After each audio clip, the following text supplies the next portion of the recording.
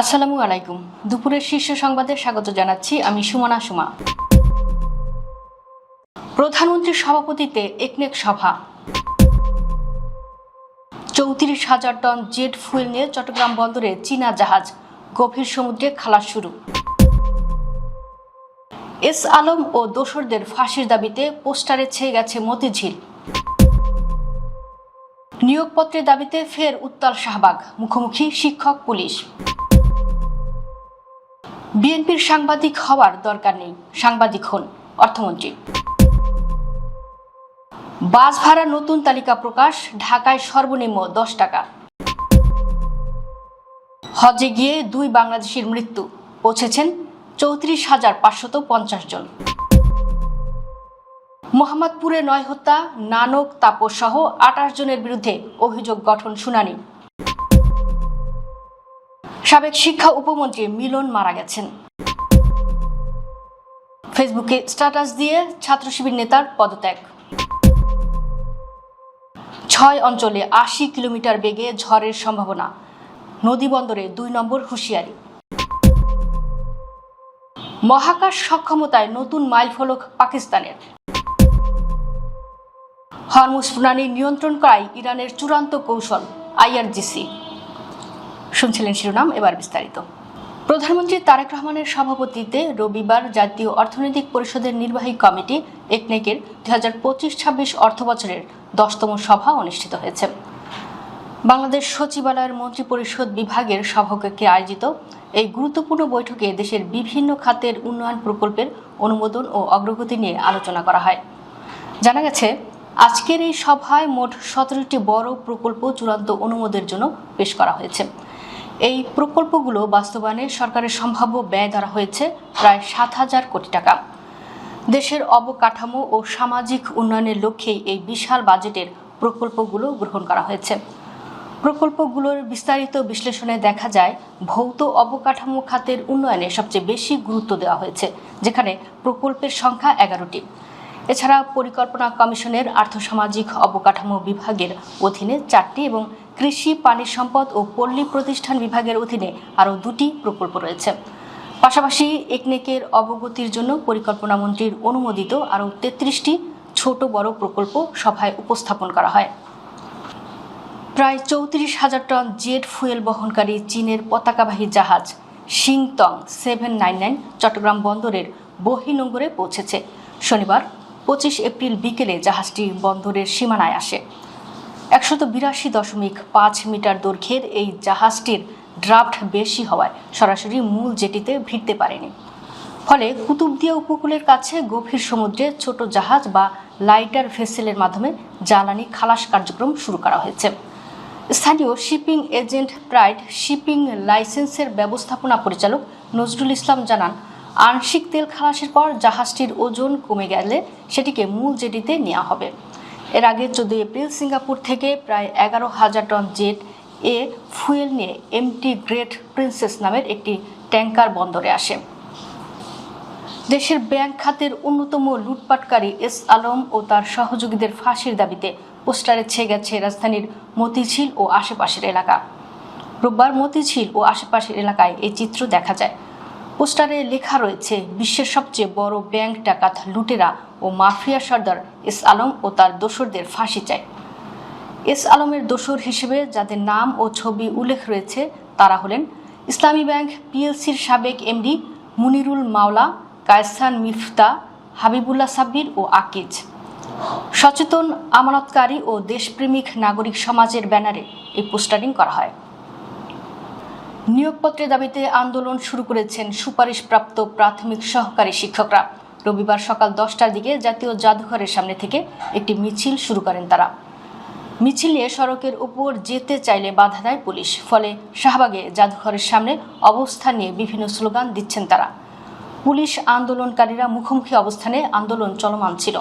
এ সময় তাদের হাতে প্রতিশ্রুতি নয়, বাস্তবায়ন চাই, শ্রেণীকক্ষে যেতে চাই, শিক্ষার্থীরা অপেক্ষায়, দেরির বোঝা বইব না, নিয়োগ ছাড়া ফিরব না ইত্যাদি স্লোগান দিতে থাকেন। আন্দোলনকারীরা বলেন, আমরা 2.5 মাস আগে সুপারিশ প্রাপ্ত হয়েছি, কিন্তু আমাদের এখনও নিয়োগপত্র দেওয়া হয়নি, এমনকি কিছু জানানো হয়নি। অর্থমন্ত্রী আমির খসরু মাহমুদ চৌধুরী বলেছেন, বিএনপির সাংবাদিক হইেন না, সাংবাদিক হন একটু, এখান থেকে মোটেই সরিয়েন না। শনিবার ইআরএফ এর সঙ্গে প্রাক বাজেট মত বিনিময়ে সাংবাদিকদের উদ্দেশ্যে তিনি এসব কথা বলেন। অর্থমন্ত্রী বলেন, আপনারা ভালো রিপোর্টিং করলে দেশের ভালো, আমাদেরও ভালো, সবার ভালো। সরকারের পক্ষে রিপোর্ট করার দরকার নেই, এটা আমি কখনো সমর্থন করি না। আমি তখনও বলতাম, আপনি বিএনপির সাংবাদিক হইেন না, আপনি সাংবাদিক হন একটু, এখান থেকে আপনি মোটেই সরিয়েন না। জ্বালানি তেলের মূল্য বৃদ্ধির পর বাস মিনিবাসের নতুন ভাড়ার তালিকা প্রকাশ করেছে বাংলাদেশ সড়ক পরিবহন কর্তৃপক্ষ বিআরটিএ। ঢাকা ও চট্টগ্রাম মহানগর এবং ঢাকার আশেপাশের জেলার সঙ্গে আন্তঃজেলা ও দূরপাল্লার বাস ভাড়ার তালিকাও প্রকাশ করা হয়েছে। ডিজেল সহ জ্বালানি তেলের মূল্য বৃদ্ধির কারণে গত 23 এপ্রিল সরকার সব ধরনের বাসের ভাড়া প্রতি কিলোমিটারে 11 পয়সা বৃদ্ধির ঘোষণা দেয়। ওই দিন থেকেই নতুন ভাড়া কার্যকর হওয়ার কথা থাকলেও বিআরটিএ শনিবার 25 এপ্রিল ভাড়ার নতুন তালিকা প্রকাশ করেছে। তবে রাজধানীতে গত 2 দিন আগের ভাড়াতেই বাস চলছে। ভাড়ার নতুন তালিকা অনুযায়ী রাজধানীতে সর্বনিম্ন ভাড়া 10 টাকা নির্ধারণ করা হয়েছে। ভাড়া ভগ্নাংশের ক্ষেত্রে 50 পয়সার বেশি হলে 1 টাকা, 50 পয়সার কম হলে সেটা নেওয়া যাবে না। তবে গ্যাস চালিত বাসের ক্ষেত্রে নতুন ভাড়া কার্যকর হবে না। পবিত্র হজ পালনের লক্ষ্যে এখন পর্যন্ত 34,550 জন বাংলাদেশি হজযাত্রী 86টি ফ্লাইটে সৌদি আরব পৌঁছেছেন। এ সময় 2 জন হজযাত্রীর মৃত্যু হয়েছে। শনিবার দিবাগত রাত পর্যন্ত হজ বুলেটিন থেকে এ তথ্য জানা গেছে। মারা যাওয়া হজযাত্রীরা হলেন টাঙ্গাইল সদরের মোহাম্মদ আবুল কাশেম ও জয়পুরহাট সদরের মোহাম্মদ নঈম উদ্দিন মণ্ডল।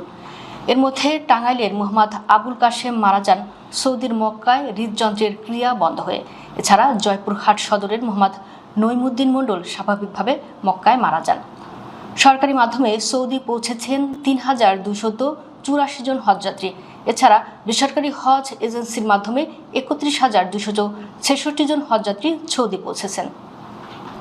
জুলাই আন্দোলনের সময় রাজধানীর মোহাম্মদপুরে 9 জন নিহতের ঘটনায় দায়ের করা মানবতাবিরোধী অপরাধ মামলায় 28 আসামির বিরুদ্ধে অভিযোগ গঠন নিয়ে শুনানি অনুষ্ঠিত হয়।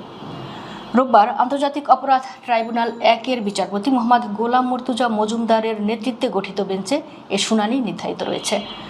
নির্ধারিত কার্যক্রম অনুযায়ী প্রথমে রাষ্ট্রপক্ষ অভিযোগ গঠনের পক্ষে তাদের যুক্তি উপস্থাপন করবে। এরপর আসামি পক্ষ অভিযোগ থেকে অব্যাহতি ডিসচার্জ চেয়ে শুনানি করবে। এর আগে 15 এপ্রিল এ শুনানি হওয়ার কথা থাকলেও রাষ্ট্রপক্ষের আবেদনে তা পিছিয়ে আজকের দিন নির্ধারণ করা হয়। পূর্ববর্তী শুনানিতে প্রসিকিউটর গাজী MH তামিম অতিরিক্ত সময় চেয়ে আবেদন করেন এবং আদালত তা মঞ্জুর করেন। মামলায় সাবেক বস্ত্র ও পাট মন্ত্রী জাহাঙ্গীর কবির নানক সহ মোট 28 জনকে আসামি করা হয়েছে। তাদের মধ্যে বর্তমানে 4 জন গ্রেপ্তার রয়েছেন। তারা হলেন নাইমুল হাসান রাসেল, সাজ্জাদ হোসেন, ওমর ফারুক ও ফজলে রাব্বি। অন্যরা পলাতক। মানিকগঞ্জ 4 আসনের সাবেক সংসদ সদস্য, সাবেক শিক্ষা উপমন্ত্রী ও প্রবীণ রাজনৈতিক গোলাম সারওয়ার মিলন মারা গেছেন। রবিবার ভোররাতে ঢাকার নিজ বাসভবনে হৃদযন্ত্রের ক্রিয়া বন্ধ হয়ে তিনি মারা যান। পরে তাকে রাজধানীর পপুলার হাসপাতালে নেওয়া হলে কর্তব্যরত চিকিৎসক জানান তিনি বাসাতেই শেষ নিঃশ্বাস ত্যাগ করেছেন। মৃত্যুকালে তার বয়স হয়েছিল 69 বছর। গোলাম সারওয়ার মিলন জাতীয় পার্টি থেকে নির্বাচিত সাবেক সংসদ সদস্য ও শিক্ষা উপমন্ত্রী ছিলেন। মৃত্যুকালে তিনি স্ত্রী ফাতেমা সারওয়ার, ছেলে সাবায়ের সারওয়ার এবং মেয়ে তানজিয়া সারওয়ার অমি সহ অসংখ্য গুণগ্রাহী ও রাজনৈতিক সহযোদ্ধা রেখে গেছেন। ফেসবুকে স্ট্যাটাস দিয়ে পদত্যাগের ঘোষণা দিয়েছেন পটুয়াখালীর মহিপুরে মোহাম্মদ ইব্রাহিম নামে এক ছাত্র শিবির নেতা। শনিবার ফেসবুকে ছাত্র শিবির নেতা লিখেন, বিসমিল্লাহির রহমানুর রাহিম, আসসালামু আলাইকুম। আশা করি আপনারা সবাই মহান আল্লাহর রহমতে ভালো আছেন। আজ ব্যক্তিগত একটি সিদ্ধান্তের বিষয়ে আপনাদের অবগত করার জন্য এই পোস্টটি লিখছি। দীর্ঘদিন ধরে আমি বাংলাদেশ ইসলামী ছাত্র শিবির মহিপুর থানা শাখার সাথে যুক্ত ছিলাম এবং সেখানে একটি সাংগঠনিক দায়িত্ব পালন করেছি। এই দীর্ঘ পথ চলায় আমি অনেক কিছু শিখেছি এবং অনেকের সাথে কাজ করার সুযোগ হয়েছে। তবে সময়ের সাথে সাথে এবং সাম্প্রতিক পরিস্থিতি ও ব্যক্তিগত উপলব্ধির জায়গা থেকে আমি বর্তমানে সক্রিয় রাজনীতি থেকে স্বেচ্ছায় পদত্যাগ করেছি। দেশের 6 অঞ্চলের উপর দিয়ে সর্বোচ্চ 80 কিলোমিটার বেগে ঝোড়ো হাওয়া বয়ে যেতে পারে। এজন্য এসব অঞ্চলের নদী বন্দরগুলোকে 2 নম্বর নৌ হুঁশিয়ারি সংকেত দেখাতে বলা হয়েছে। রোববার ভোর 5টা থেকে বেলা 1টা পর্যন্ত দেশের অভ্যন্তরীণ নদী বন্দর সমূহের জন্য দেওয়া আবহাওয়ার পূর্বাভাসে এ কথা বলা হয়েছে। আবহাওয়াবিদ ডক্টর মোহাম্মদ ওমর ফারুক স্বাক্ষরিত এই পূর্বাভাসে বলা হয়, রংপুর, বগুড়া, পাবনা, টাঙ্গাইল, ময়মনসিংহ, সিলেট জেলার উপর দিয়ে পশ্চিম অথবা উত্তর পশ্চিম দিক থেকে ঘন্টায় 60 থেকে 80 কিলোমিটার বেগে অস্থায়ীভাবে ঝোড়ো হাওয়া বয়ে যেতে পারে। এসব এলাকার নদী বন্দর সমূহকে 2 নম্বর নৌ হুঁশিয়ারি সংকেত দেখাতে বলা হয়েছে। চীনের সহায়তায় উচ্চ ক্ষমতা সম্পন্ন ইমেজিং স্যাটেলাইট উৎক্ষেপণ করেছে পাকিস্তান। শনিবার স্থানীয় সময় রাত 8:15 চীনের উত্তরাঞ্চলীয় শানসি প্রদেশের তাইওয়ান স্যাটেলাইট উৎক্ষেপণ কেন্দ্র থেকে এই রিমোট সেন্সিং স্যাটেলাইট সফলভাবে উৎক্ষেপণ করা হয়। লং মার্চ 6 রকেটের মাধ্যমে উৎক্ষেপিত PRS-CEO-3 স্যাটেলাইটটি নির্ধারিত কক্ষপথে সফলভাবে প্রবেশ করেছে বলে চীনের রাষ্ট্রীয় বার্তা সংস্থা সিনহুয়া নিউজ এজেন্সি জানিয়েছে। এটি চীনের লং মার্চ রকেট সিরিজের 640তম মিশন, যা দেশটির ক্রমবর্ধমান মহাকাশ কর্মসূচির একটি গুরুত্বপূর্ণ অংশ।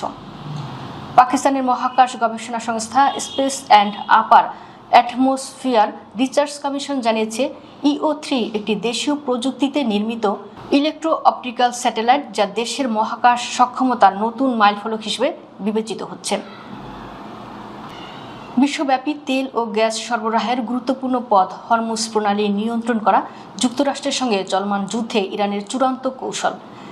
টেলিগ্রাম চ্যানেলে একথা জানিয়েছেন ইরানের Islamic Revolutionary Guard Corps IRGC Telegram চ্যানেলে দেওয়া বিবৃতিতে বলেছে, হরমুজ প্রণালী নিয়ন্ত্রণ করা এবং এই অঞ্চলে যুক্তরাষ্ট্র ও হোয়াইট হাউসের সমর্থকদের উপর এর প্রতিরোধমূলক প্রভাবের ছায়া বজায় রাখাই ইরানের চূড়ান্ত কৌশল। দর্শক, ভিডিওটি শেষ পর্যন্ত দেখার জন্য আপনাকে অসংখ্য ধন্যবাদ। নিত্য নতুন ভিডিও পেতে আমাদের ইউটিউব চ্যানেলটি সাবস্ক্রাইব করুন এবং নিয়মিত নোটিফিকেশন পেতে বেল বাটনটি ক্লিক করুন। আমাদের ফেসবুক পেজটি ফলো করুন। এছাড়াও আমাদের ভিডিও লাইক, কমেন্ট ও শেয়ার করুন। আল্লাহ হাফেজ।